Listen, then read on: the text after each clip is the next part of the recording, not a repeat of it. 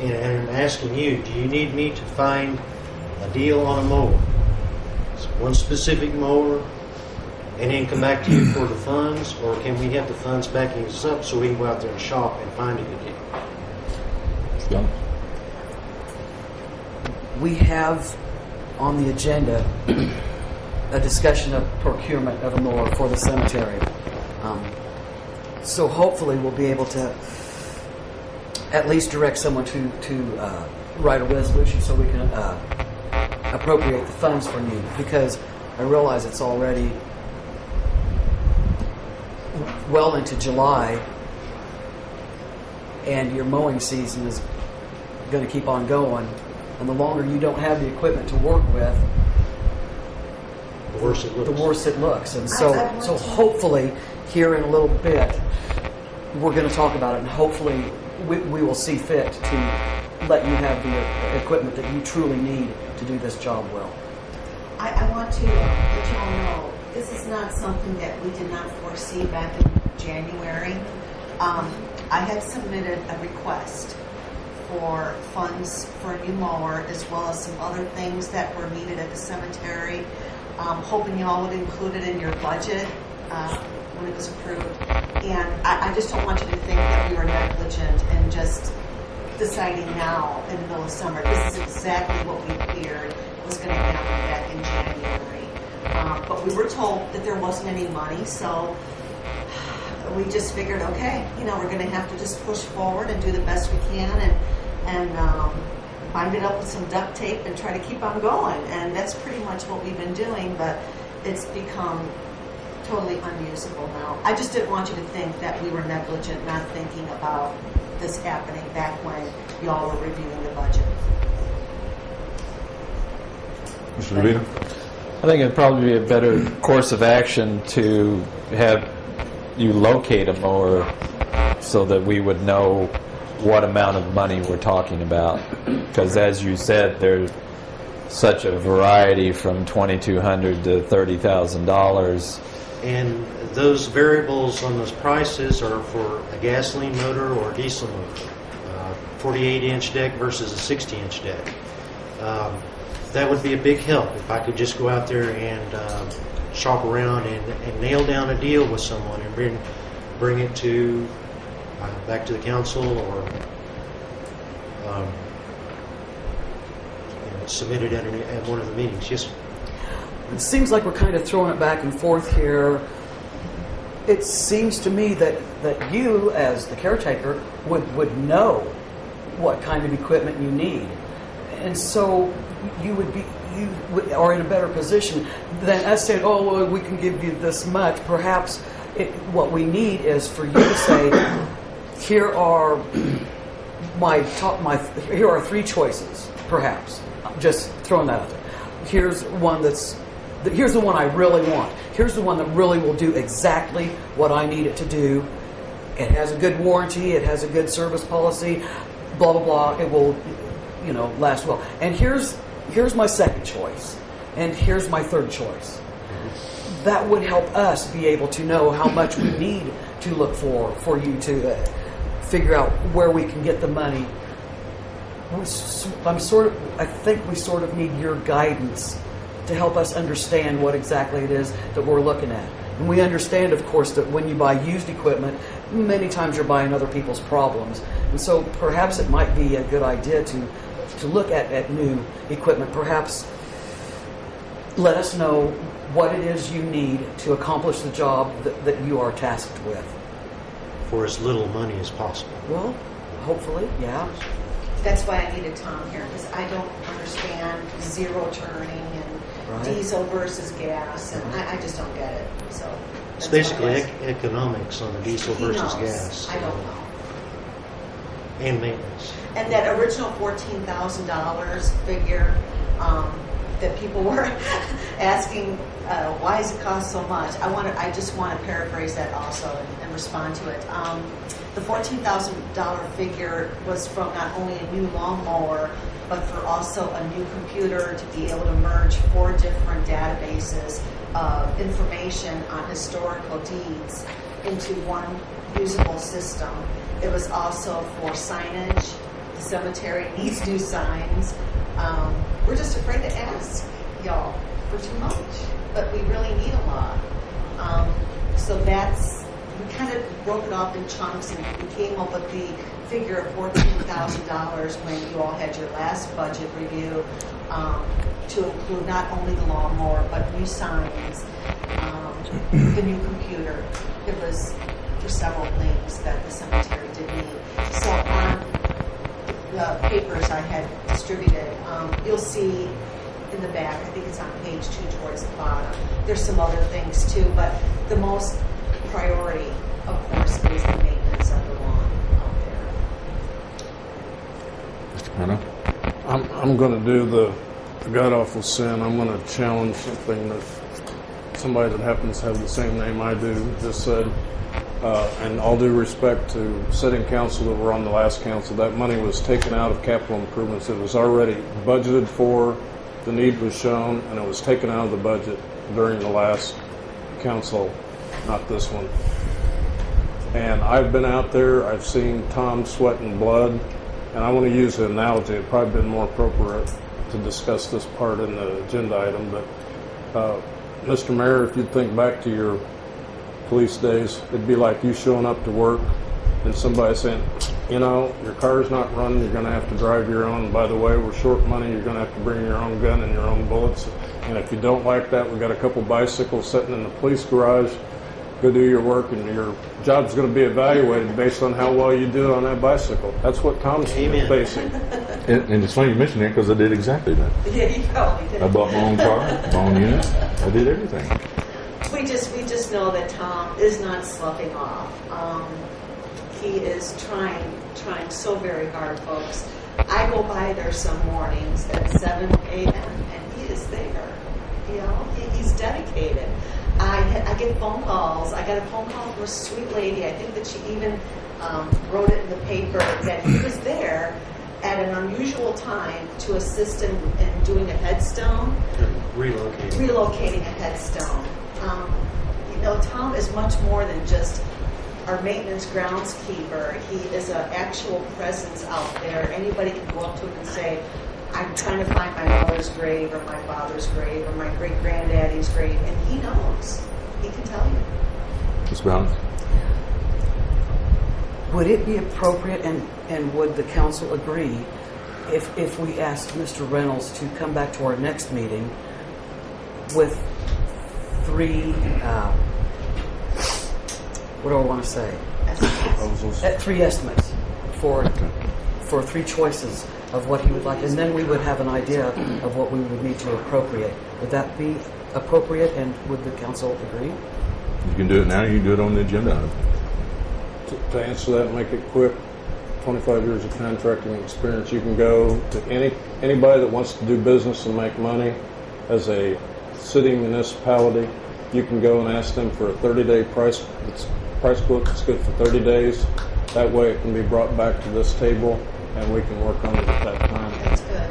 Mr. Reynolds, are you comfortable with that? Yes, absolutely. We'll see you next meeting Desperate. then? He is desperate. Thank you. Okay. That's Yellow Bag Research Committee. Ms. Balance. That would be me. Okay, Yellow Bag Research Committee did meet. We went through the contract with our solid waste disposal company.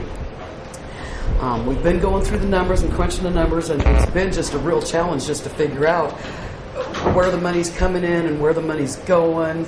It's kind of convoluted. So we're in the process of figuring that out, and we will be meeting again. One of our members is out of town for an extended period of time, but we'll be back, I believe, toward the end of the month. So, in the interim, one thing that we found that was very interesting was that when we read Section 9, basis and methods of payment, we see sale of materials.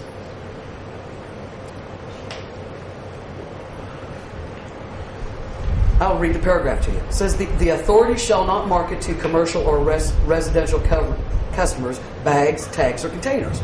However, all residential customers shall be required to identify waste collectible pursuant to this agreement with specially marked bags or tags provided by or purchased from the city or the city's designated agents. Now, I'm pretty sure all the good citizens out there in TV land are putting out their trash in yellow bags, or it wouldn't be getting picked up.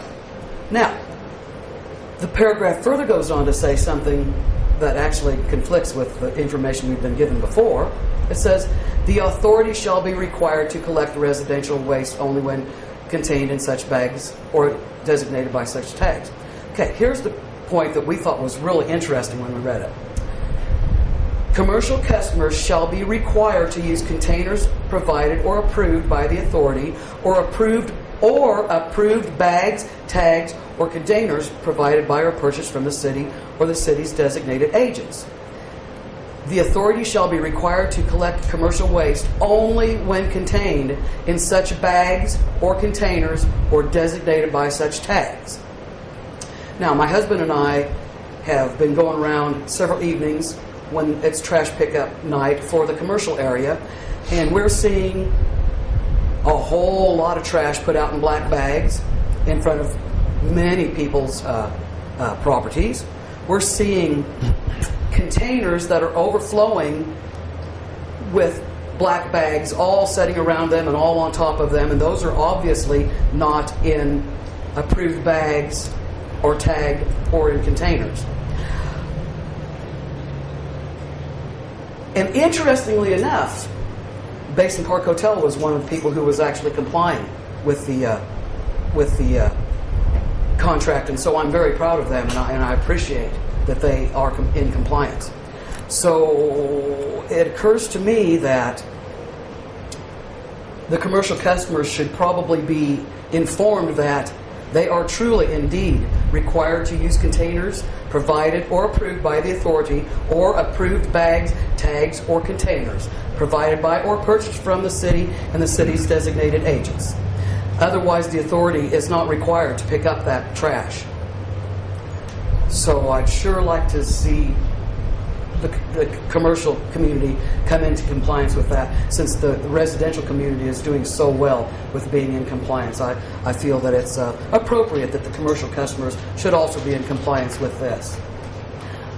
So hopefully that will come to pass from our enforcement arm of our government.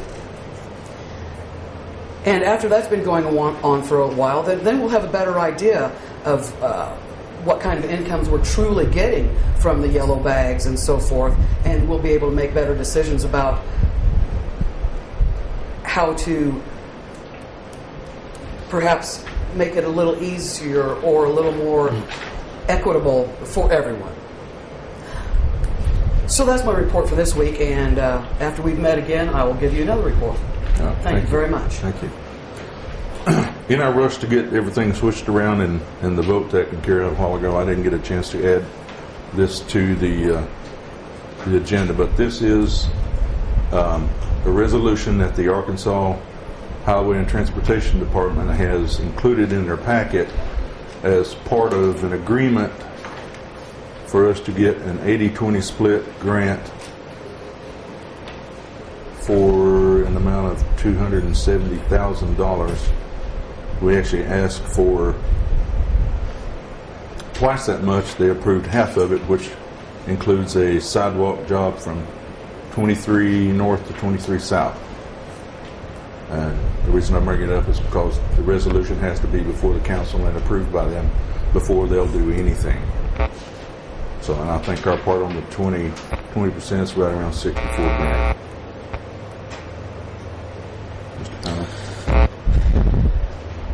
Third time. Move we amend the agenda and add that under new business number 8. Your second? Second. Made and seconded to put the HTD sidewalk grant in as number 8. Any discussion?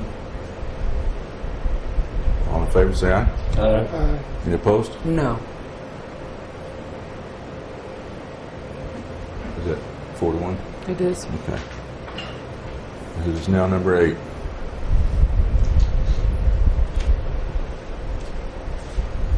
Okay. Next is public comments. First on the list is Walter Burrell, reference to Palo Pinto Street. Mr. Burrell, would you come in, please?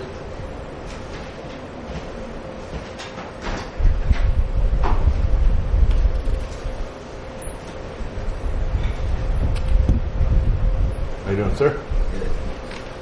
You need that up a little bit? Maybe. Yeah.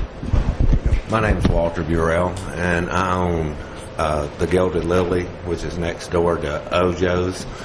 And there is Palo Pinto Street runs between our properties. Actually, about a third of our cottage, which this is our cottage, is on Palo Pinto Street. And about all of Ojo's cottage is on Palo Pinto Street. Laney, you came out and saw what I was talking about. We were first informed of this. We didn't realize Palo Pinto even existed when we bought the property. And we were informed of it by the owners of Ojo. And, we signed the petition to have it vacated. And she said, she would incur any cost or running around to do all that, and she has. And then we thought that, the property would be split between us. And then we were informed that it would all be given to them, and then they would quick deed our part back to us, which didn't settle well with us. And we told them that, we weren't feeling very comfortable with that. And so Richard and I, you can see that there's a clear distinction between the cottages. If you deed the property in half, then part of their cottage would be on our, and we don't want to own any of their cottage. They don't want to own any of our cottage. So Richard and I went out and put a couple of rebars out, which is a pretty easy way of seeing where our property's divided. I mean, it's been there 100 years, and Richard's standing in the back between the alley between our two cottages, and we drove a stake, which I stuck a sledgehammer there so you can see it easier, at the front where our garden separates their parking area, and we would like the line just to be between the cottages, and we both agree with this because we're neighbors and we get along, and we don't want a property division to be a problem between us.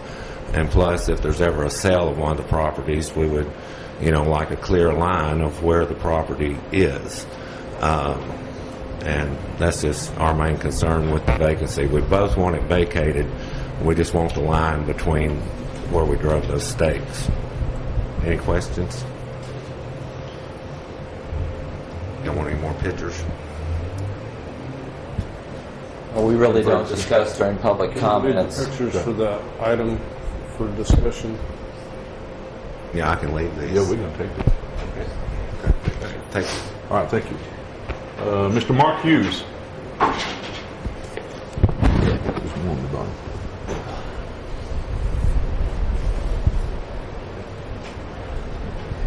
Let's put up next.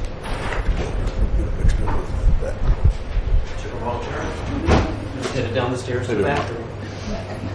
Hi, everybody. Thanks for the chance to speak. Just a little bit, so I'll get you on tape. No, sir, it's a short mic. Tall mic, sorry. My name is Mark Hughes. I live at 161 Cushing Street, which is in the Hillside neighborhood, home of the Hillside Gang, which is a troop of deer that has grown to about 18 this year. We've had several blessed events in the neighborhood. I'd say 3 fawns that we can actually count. It kind of brings up an interesting problem. Not only has the count not diminished this year, despite the efforts that went on last year by the previous council, but we're seeing growth in numbers. I've tried a lot of things. I've tried the stinky spray that has all kinds of scary stuff in it. Fencing is not an option for me because of the size of my land. My best defense is my dog, a 30-pound Corgi Jack Russell mix that really tears out after the deer and even stays on the property line, which is really great. Her work is to scare the deer off. This year, 2 days ago, what has happened is we came home from work. About 5 deer were in the backyard. I get onto the property, I take her off the leash, and she chases them off. But what happened this day, they had one of the fawns with them. And what I did not know is that deer are very defensive. And so the doe quickly turned around and charged my dog and did the stamping thing on the dog. So there was quite a brutal attack here on my dog. The dog went rolling and yelping, got up limping. I scared the deer off, and proceeded to go to the vet yesterday and start racking up the bills, and we have to go back next week. If this were somebody's dog, I'd be able to probably take my vet bills to them. As it is, there's nowhere really I can go because the deer are wild animals. Last year, when we started this whole process, we talked to Game and Fish Commission, who pretty much said that sterilization and relocation were not viable options, and that seems to be pretty understandable. What we did come up with was the feeding ban, Plan A, and Plan B, which is the controlled hunt, which I understand you'll be discussing tonight. The feeding ban seems to have a few loopholes in it, so consequently we have a lot of neighbors who are not paying much attention to the ban. There's still a lot of feed going out. There's water being put out for them. There's straw being put down for them. Salt licks seem to be one of the loopholes. I actually would urge you to take another look at that and maybe tighten those loopholes up enough to maybe call it enticement instead of feeding. And so the whole purpose of this was to drive them from the neighborhood and let them seek other grounds for feeding and get them out of the neighborhood. The controlled hunt, I'm hoping that you will get back in touch with Game and Fish, talk about how many days they define a hunt as being. Seems to be some confusion on that, whether it's 1 day or 3. It can happen on a small amount of land. We have heard this from some of the representatives there. And enough of my neighbors have gotten together and put together a pretty good-sized parcel to do the hunt on. One thing I want to say about the hunt is it is a very emotional issue. None of us really want to kill animals that are really beautiful and graceful. We love them, but just the same as dogs and cats that have to be euthanized, anytime something grows to be a public nuisance, which I think we can agree on in this case with deer, or is not really owned by a certain person and cared for in a regular way, it does become a problem. The fawn thing seems to be something interesting in that a lot of people can get very close to the deer and very close to the fawns, and I've seen that happen in my neighborhood. If the does had charged a child or an adult, I think we'd probably have a serious problem. I did not know that this could happen. I'd also like to say that if Plan A and B, the feeding or enticement ban and the controlled hunt don't work, please work hard to come up with a Plan C and D, because these two things might not solve the problem enough to get the numbers down to being more manageable. So I hope that you'll work together to find other options in addition to those two things. Thank you, sir. Thank you. Ms. Becky Gillette.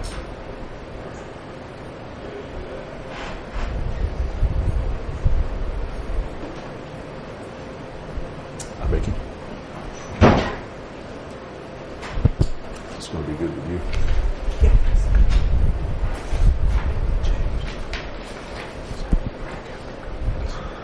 I'm here to talk about the declining population in Eureka Springs. I'm a business reporter, and I write about these problems in places like the Mississippi Delta, where they have a real problem with declining population. It's not something you want to see in your town. We've had a 10% decline in population in the last 10 years, at the same time that the county's population went up 10%, and Berryville's went up 20%. So what is it about Eureka why are we seeing a declining population?